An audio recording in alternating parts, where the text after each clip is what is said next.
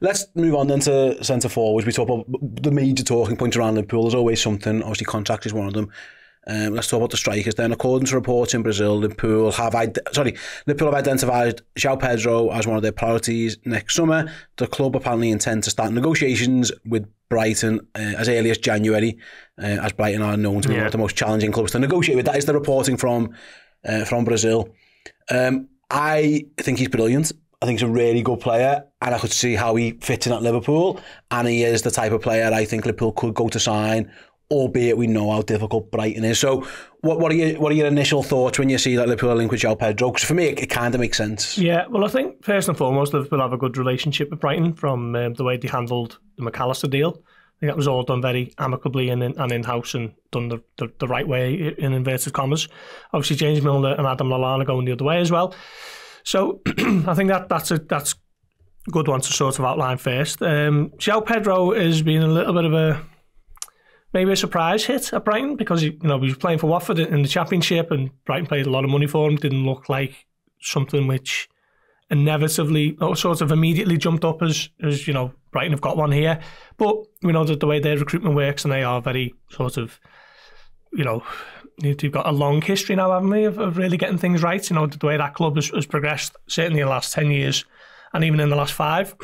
So, yeah, he looks to be the latest one. And whenever I see him, he looks a really clever player. He doesn't look like someone who's going to get you 20, 25 goals, but he looks like someone who knits the play together so brilliantly. And I see loads of comparisons with Firmino with him whenever I see him play.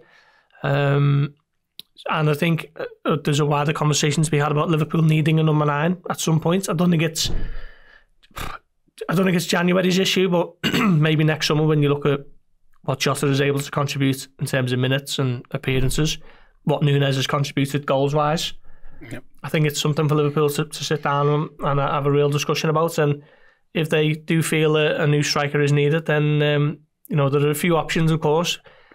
But Joao Pedro is, I'm sure, someone who they are looking at and thinking he's doing well. Let's certainly keep an eye on it. The question is, what does a number 9 look like for Arne Slot? And I still think even now, 6 months in, we're still a little bit unclear as to what that is. Because the only position I think that you've got no idea what he wants. Yeah, because they don't touch the ball a lot. Yeah.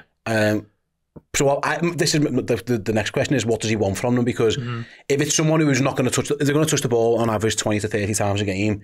You need to be deadly when you do that. And at this moment in time, Jota's always injured, which he's got that, and Darwin isn't deadly. Therefore, has he got what he wants at the club? And there's an easy argument to make that perhaps he hasn't. Yeah, no, you're right. I mean, I think Jota would be suited to it because he works hard. He really gets about the pitch. He can drop off. He can link up. He's got 2 great feet.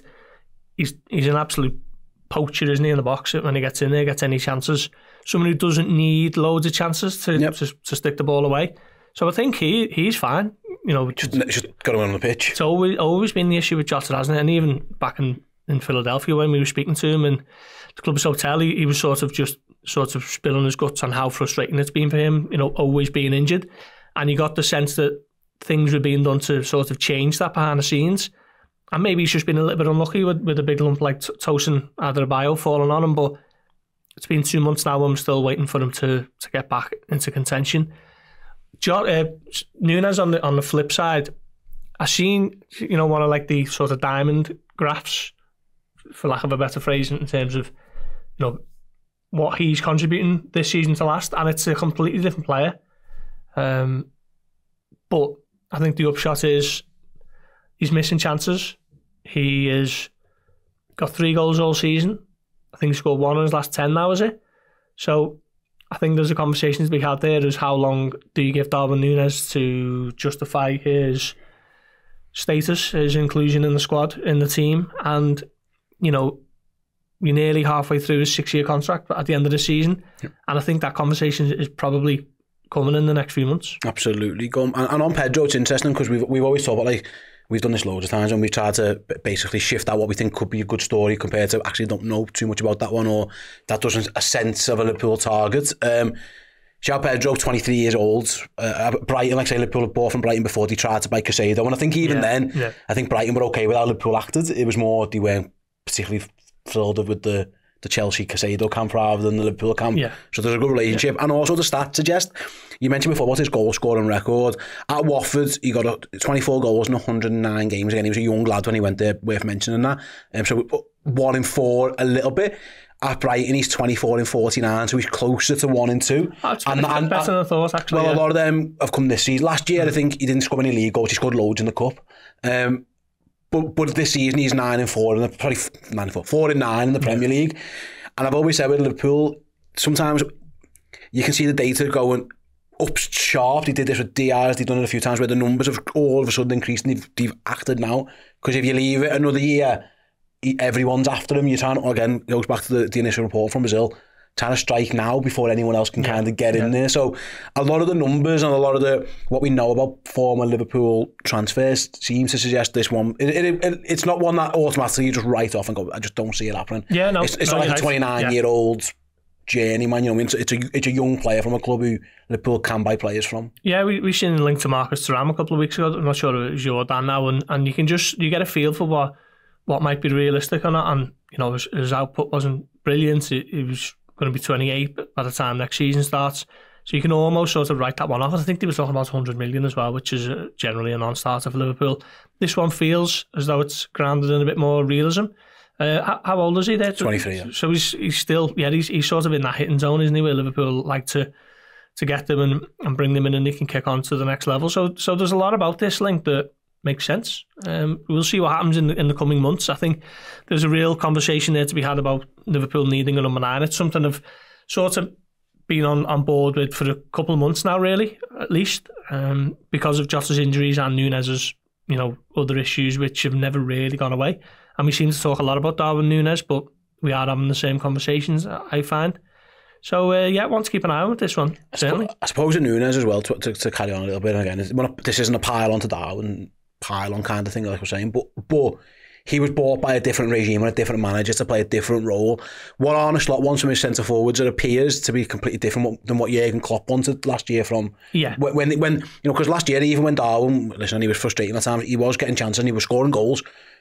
This year, go back to before, if you're not going to get loads, then you need to be a bit more clinical. And he doesn't seem like the type of player who links play up, because if you look at this season, and it's no coincidence that Liverpool's 3 top scorers are the 3 wingers, because that's what they get all the chances.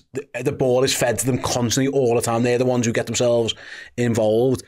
It feels like more of a, like you say, a Bobby Firmino looks like, and he would be perfect in most teams, granted, but like it feels like that's more the type of striker than your big fast number 9 who runs in behind. It just doesn't feel like Darwin's skill set at this moment in time is suited to an Arne Slot team. Yeah, and when you look at when Jota was fit, Nunez wasn't getting much of a look in, was he? And he was the sort of alternative, that different style to what Jota was. We've even looked better, sorry Paul, like when Diaz goes in, it looks a little bit more comfortable. I know, again, he hasn't scored bags of goals playing up front either, not like none of them have, which is a thing, but yeah, it looks like again more the facilitator than the main guy who's expected. The main guy who's expected to score all the goals is playing right wing. Yeah, this guy's got to be something a little bit different. And again, I just don't think guile and tact and skillfulness and depthness are words that you'd use to describe Darwin. You look at him last season. He was the chance magnet, wasn't he? The shot magnet. Every chance he got it, he looked to get it out of his feet, get a shot off. His chances were coming by the barrel load. Really, he should have scored a lot more than he did, and he still ends up with 17. Was it last season? An improvement on the 15 he got in his first season, which aren't bad numbers at all. You wonder now though, would he be able to top 17 now when he's on 3 and heading towards mid-December? It feels like also he hasn't really. This was his chance. Darwin was injured, and it was there for you. Like we've shown, like Arne Slot and all Liverpool managers have shown, if you get in the team and play well, you'll keep your place. Look at Curtis Jones. Curtis Jones wasn't in Arne Slot's first 11, and he got in it and stayed in it. Like Darwin's had ample opportunity now to go. Not even just like when Jota returns, but long term going forward. If they are looking at a Joao Pedro, or there's loads of forwards being linked, which might not be a coincidence.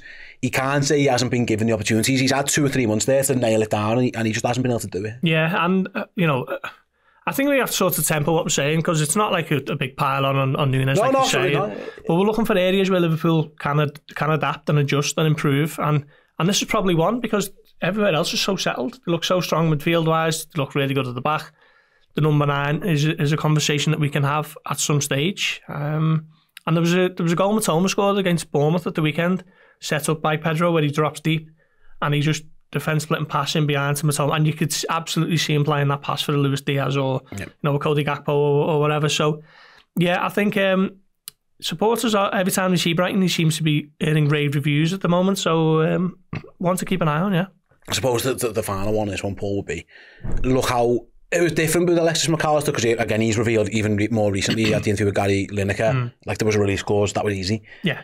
It is hard to buy players off Brighton at a price that you think is reasonable. Like, they demanded so much money for Moises Caicedo, and we spoke earlier about Chelsea and Marc Cucurella. They got a bag load of money for him. Yeah. They are really good at demanding high prices for their players. Yeah.